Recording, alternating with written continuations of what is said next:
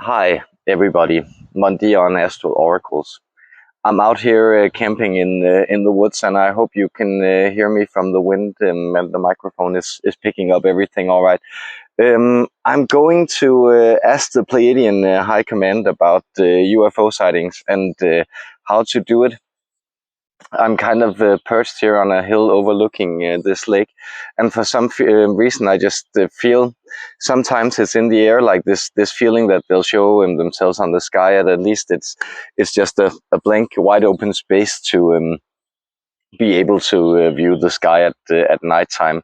We're having a crazy drought up here in the north, which of course makes for very pretty skies, though it is a little scary that everything is bone dry. But let's check in with the aliens who who are less concerned with the climate change and stuff, and see what the Pleiadian High Command has to say about how we spot UFOs, how to put us in that position, and what that is about. So here are some practical instructions on UFO spotting, and perhaps even on first contact. Thank you for liking, sharing, subbing, also following up on the other channel, Mind the Wild, or supporting on Coffee, all that stuff. So thank you so much. Much love to you out there.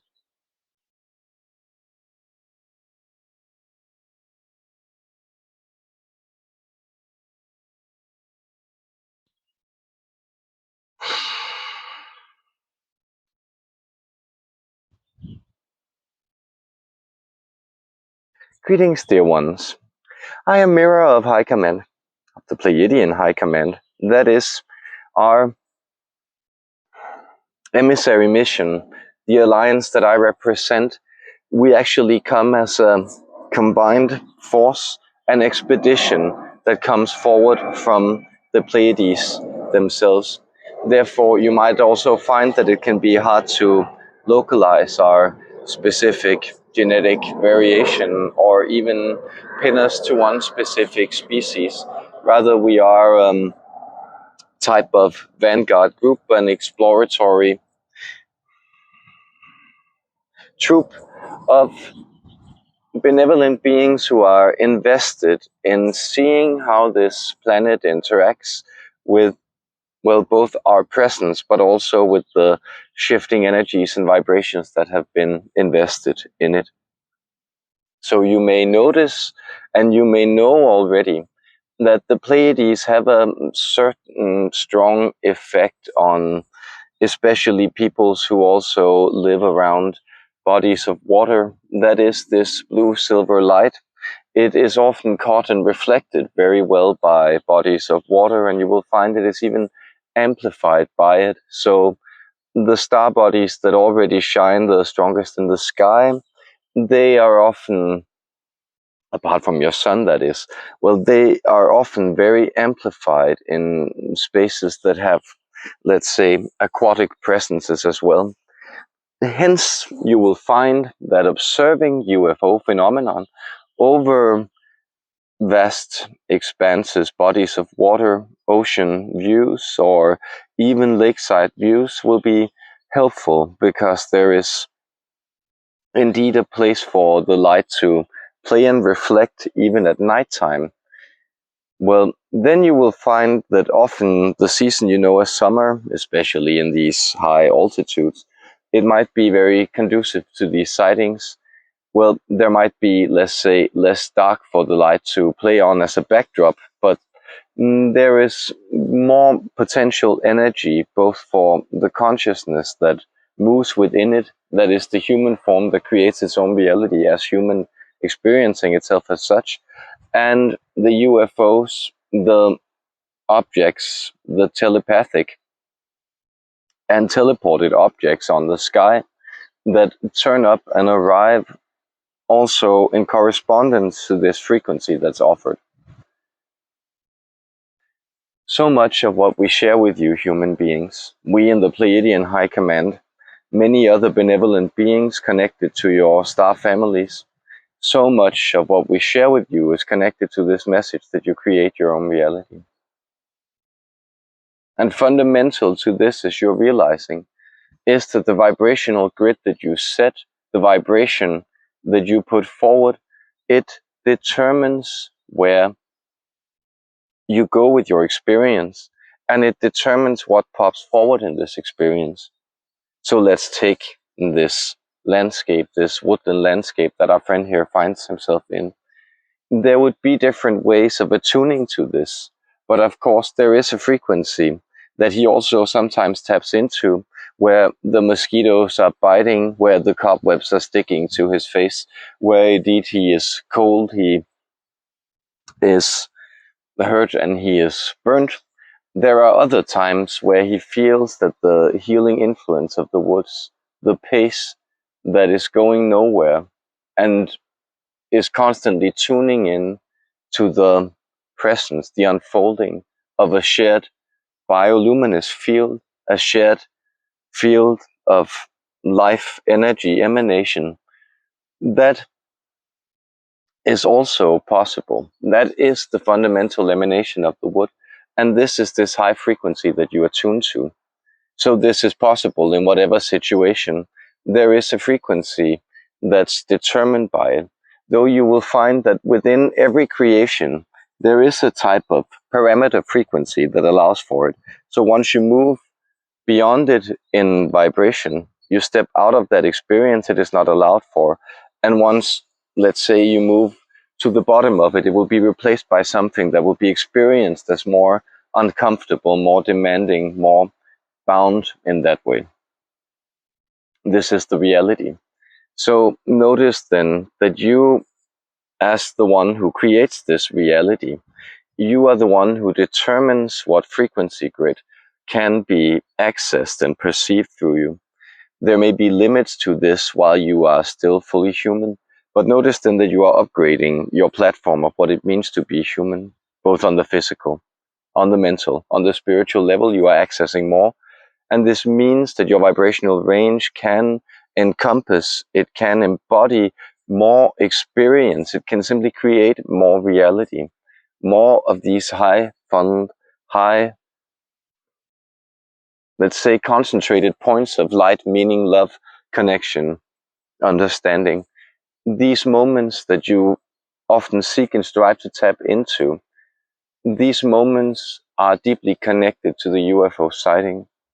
So it is very rare that when people do not simply see some kind of weather balloon or something else, flying light in the sky, drone hovering, whatever it may be, when people actually experience one of these alien starcraft, it often registers with a great significance, a feeling of mystery, a calling, a sense that it is pulling you forward towards something.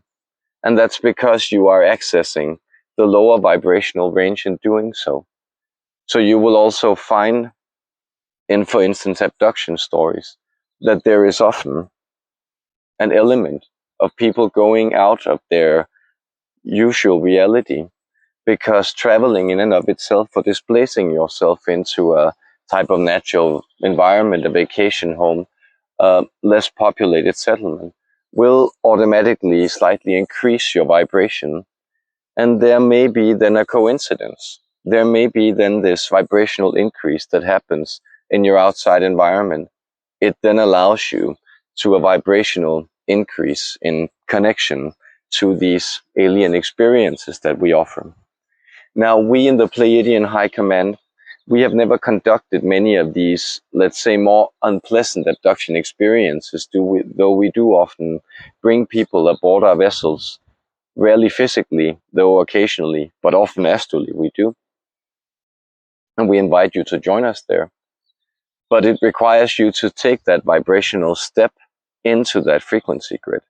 And you will find that because this frequency shift is often happening slightly unconsciously, slightly prodded from what seems like random circumstances from the outside, you may sense that then the experience of connecting to alien energies, alien starcraft, these experiences may seem also as very invasive, very dark, very unpleasant. Then notice there are great nuances to many of these abduction experiences.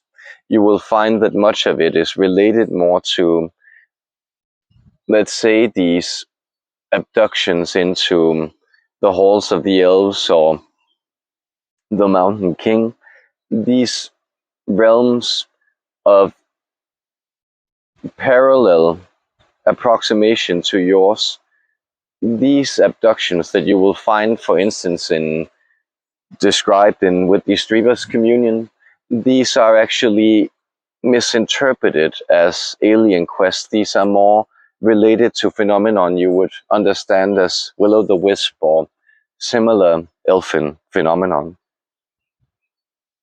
So when the starcraft approaches, you will find it has the frequency of not funneling you into your body, but lifting you up, expanding your body. Feeling the sense of expansion is a signature quality. And then, of course, it's the chicken and the egg. So you can start with the feeling of expansion. So where are the places where you are expanding yourself?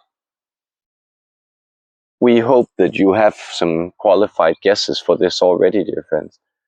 But let us point to some dancing, listening to music that stirs positive feelings, hopeful feelings within you. Those would be ways. Ingesting something healthy that makes you happy and makes you feel vital, that would be a way of doing it. Moving out into nature, connecting heartfully to animals or even to other humans, connecting to your body and your breath, connecting to your voice, moving your body, changing your space, traveling, changing your frequency by engaging with certain configurations of plants or other vibratory adjustments. That is also through body work, through the laying of hands, through different types of stimulation that other people can transmit through energy transmissions, awakening such as Shaktipat. All these things, all these stirrings, all these healings, these are ways that your vibration can be raised. And you will find that there is a type of period, a type of full punctuation when you experience the sighting. It allows you to understand that there is a fundamental shift being told in this tale. There is something going on, there is a carrying you forward in the adventure that is taking place, being prodded by lights in the sky, by great benevolent forces, by your higher self, and by the frequency change that is taking place with the planet at large at the moment, meaning also that all experiences are gradually increasing in frequency, and you are gradually merging with higher reality, also making it easier to join us on our starcraft, to see us in the sky, and to meet us walking by, smiling at you all of a sudden when you least expect it. With love to you, dear ones, I am Mira of the Pleiadian High Command, and I bid you farewell this day with our support, our unconditional love, and our participation in the progress of human welfare. Much love to you, our blessings, farewell.